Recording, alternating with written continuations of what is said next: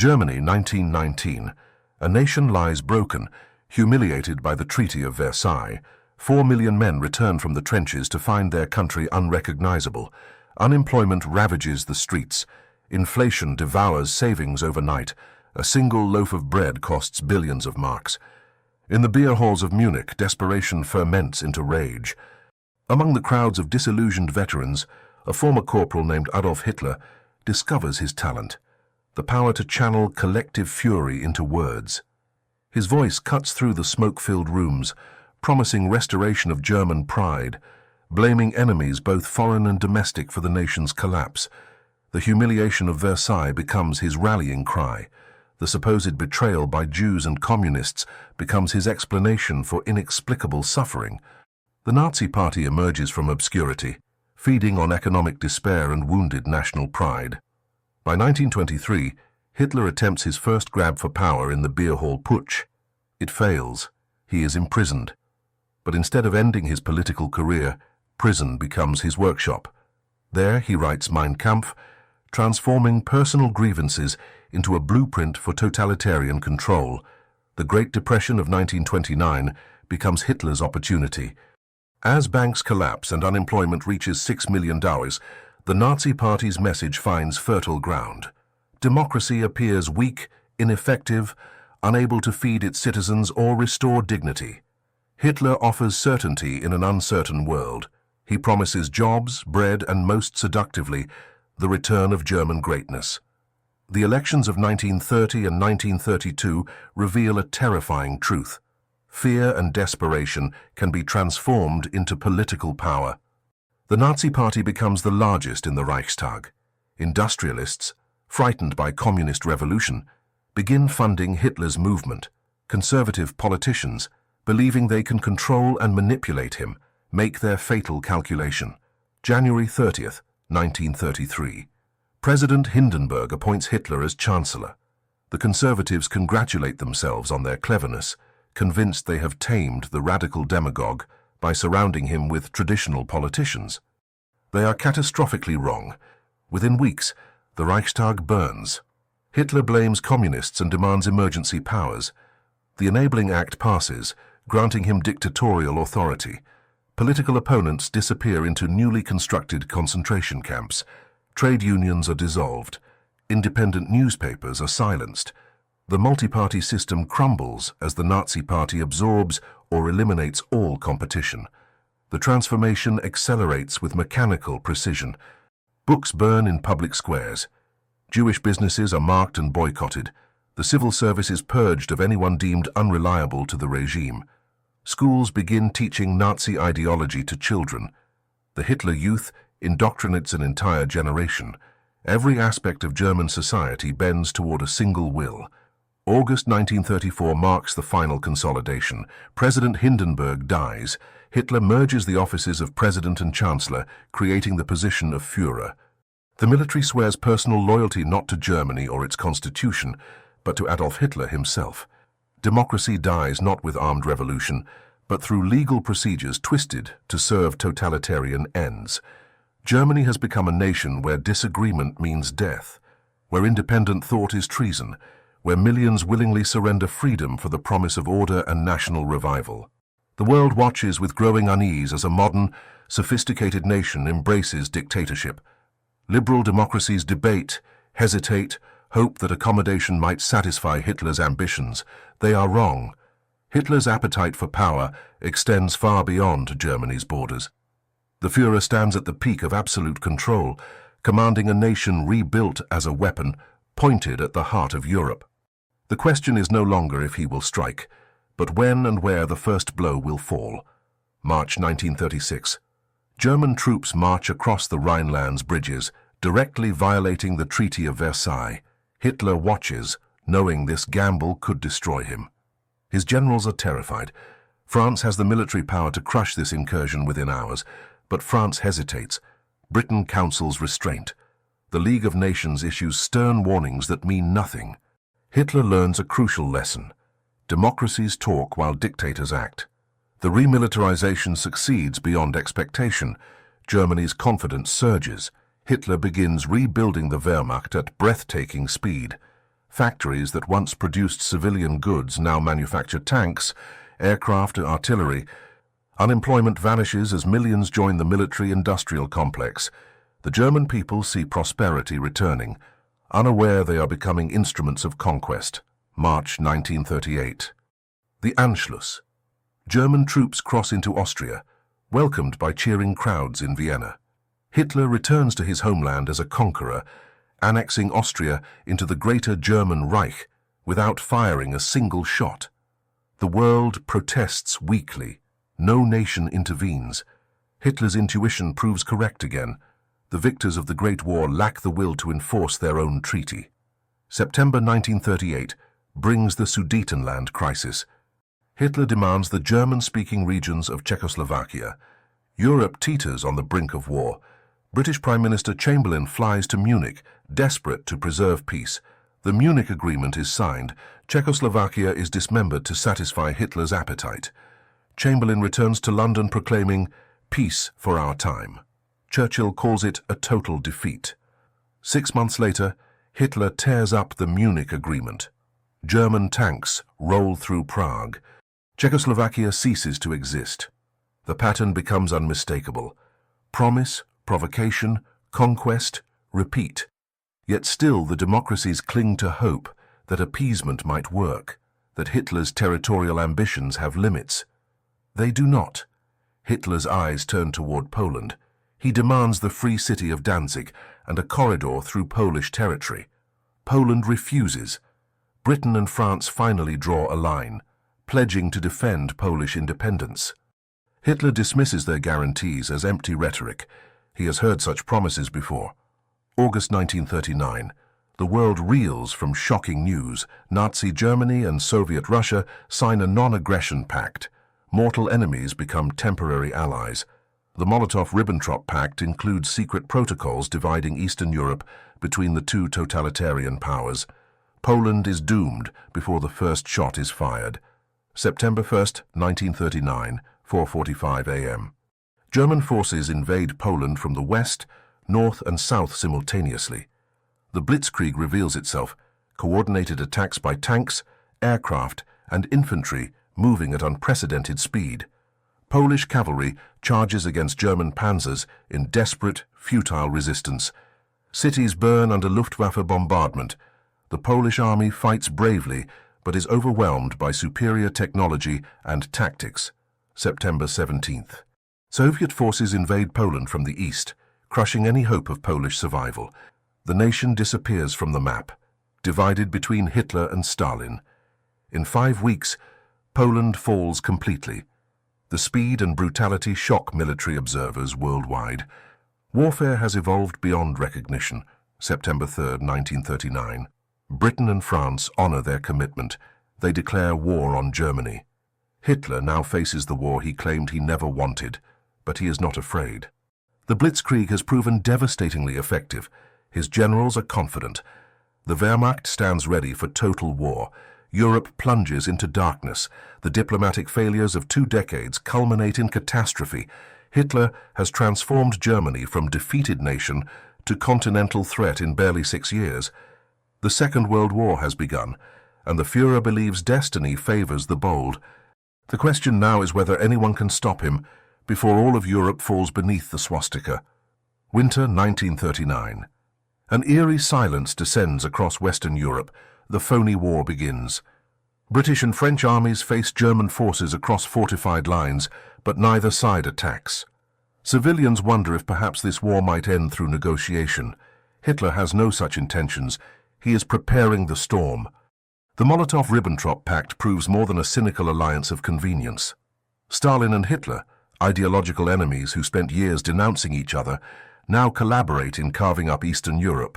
Soviet trains deliver grain, oil and raw materials to Germany, fueling Hitler's war machine.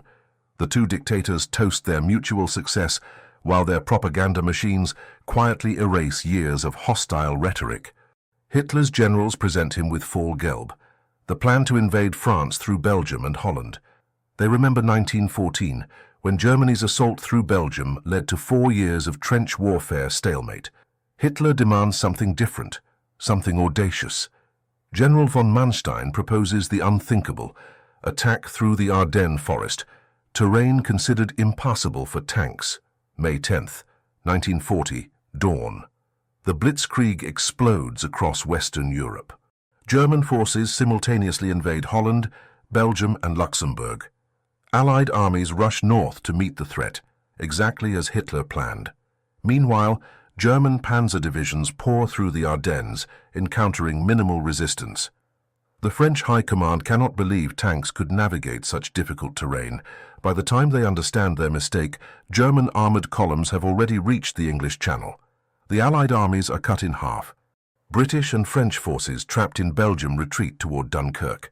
Between May 26th and June 4th, over 300,000 troops are evacuated across the Channel in a desperate rescue operation. Britain calls it a miracle. Churchill knows it is a catastrophic defeat disguised by successful retreat.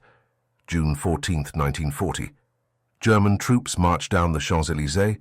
Paris falls without street fighting, declared an open city to preserve its architecture.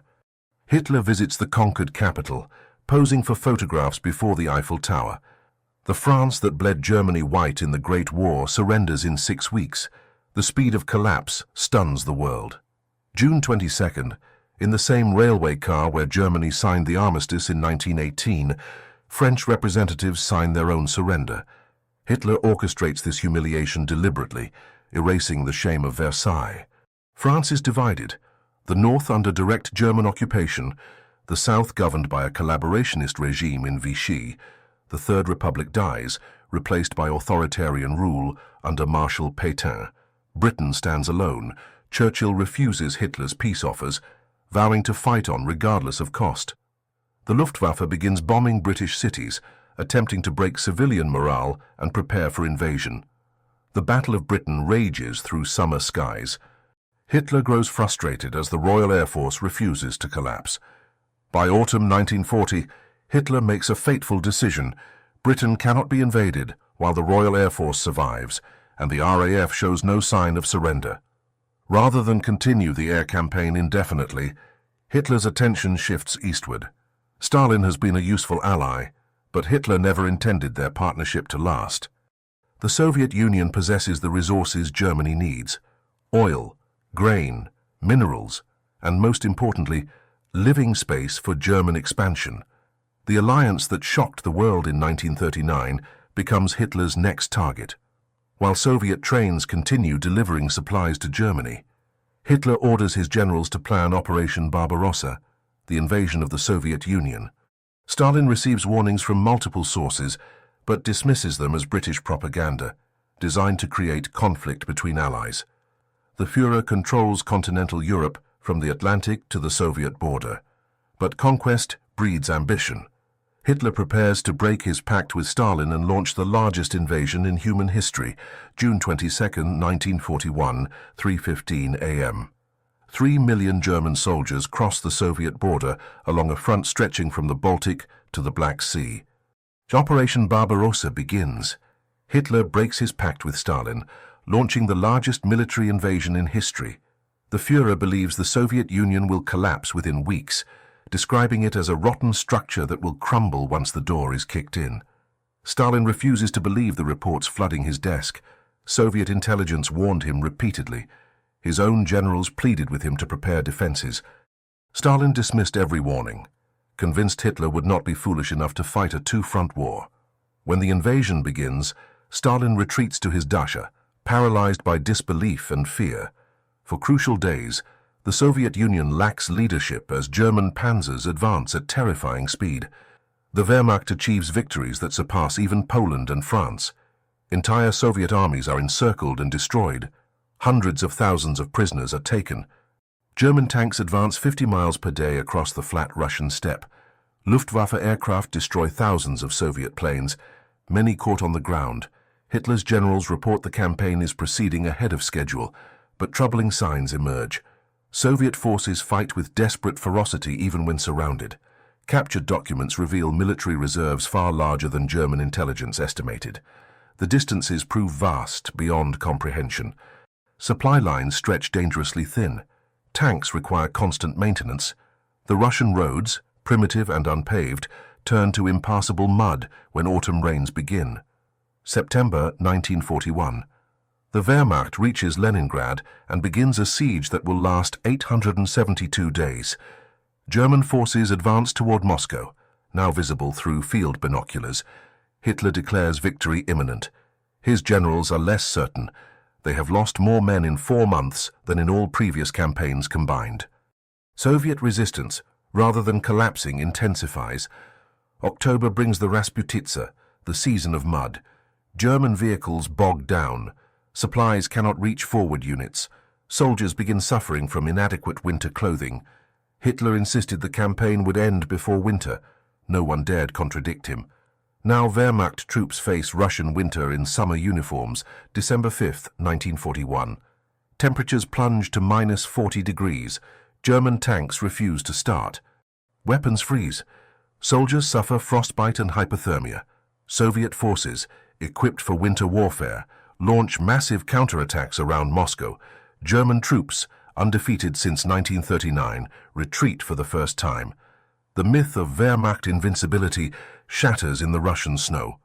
Simultaneously, Hitler makes another catastrophic decision. On December 11th, 4 days after Pearl Harbor, Germany declares war on the United States.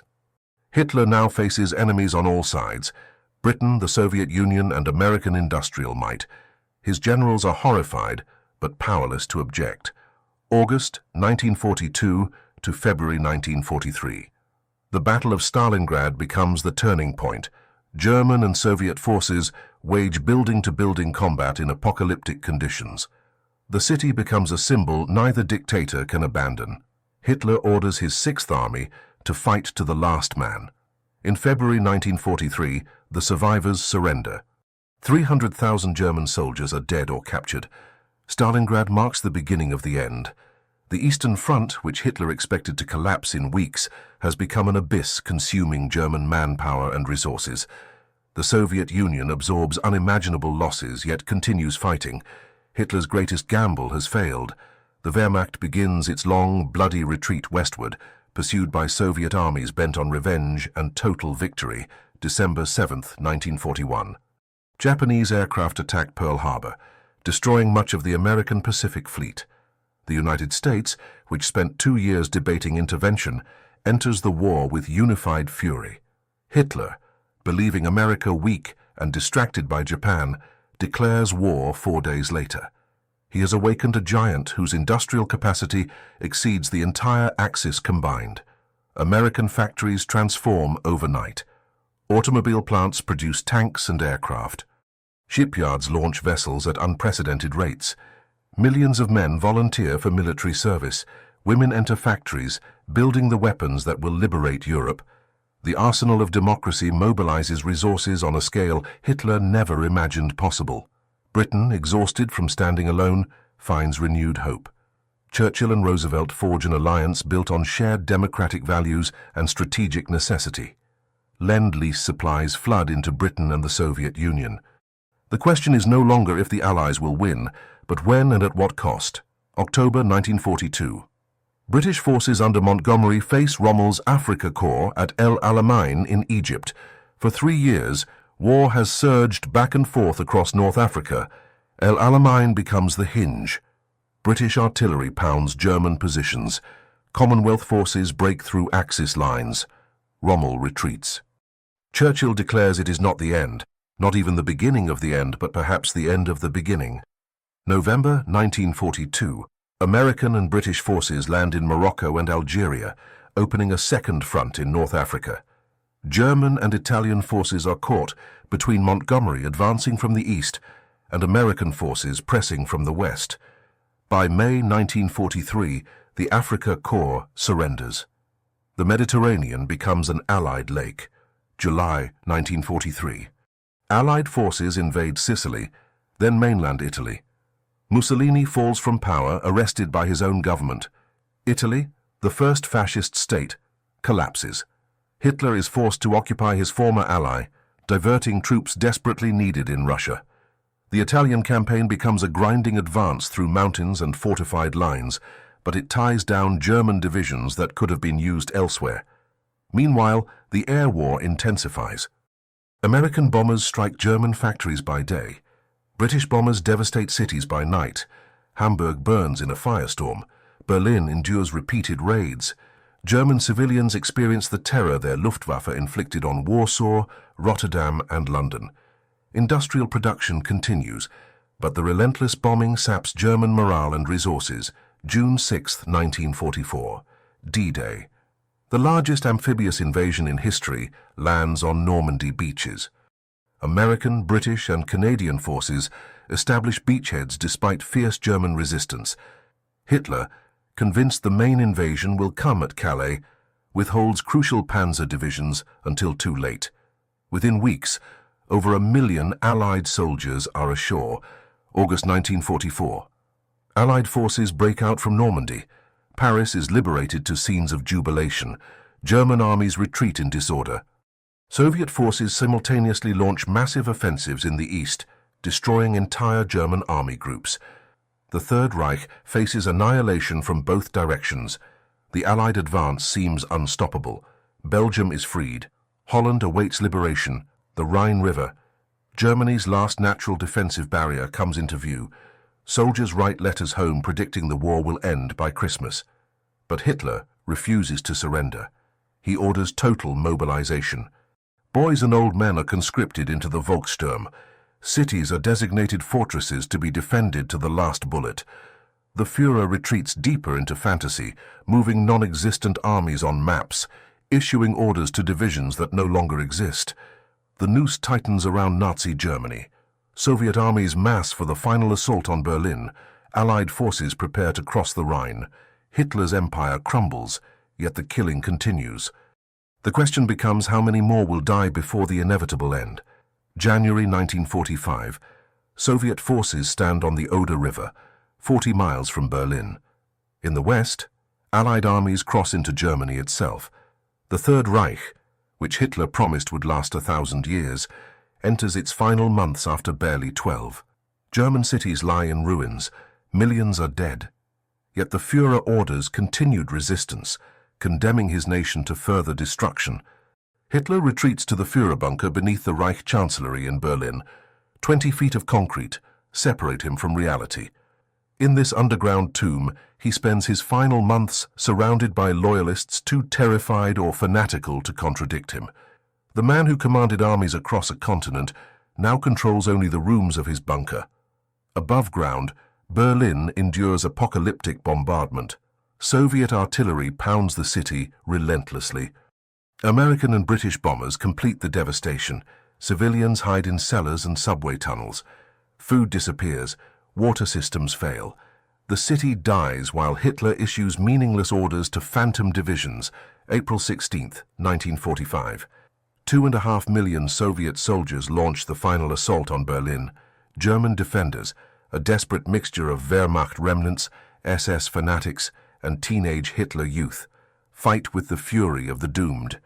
Every street becomes a battlefield. Every building a fortress. The Soviets advance block by bloody block, paying a terrible price for vengeance. In the bunker, Hitler's inner circle disintegrates. Göring attempts to assume leadership and is stripped of all positions. Himmler secretly seeks peace negotiations and is declared a traitor. Speer confesses he sabotaged Hitler's scorched earth orders. The Führer realizes even his closest associates have abandoned the cause. April 28th. Hitler learns that Mussolini has been captured and executed by Italian partisans. His body hung upside down in a Milan square for public humiliation. The fate of the first fascist dictator horrifies Hitler. He becomes obsessed with preventing Soviet forces from capturing him alive. April 29th, midnight. In a bizarre ceremony, Hitler marries his longtime companion, Eva Braun. Hours later, he dictates his final testament, blaming everyone but himself for Germany's destruction.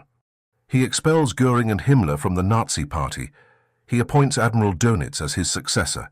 He commands the German people to continue fighting. Even in death, Hitler refuses accountability. April 30th, 1945, afternoon. Soviet forces are blocks from the Reich Chancellery. Artillery shells shake the bunker. Hitler says goodbye to his staff. He and Eva Braun retreat to his private study. A single gunshot echoes through the concrete corridors. Eva takes cyanide.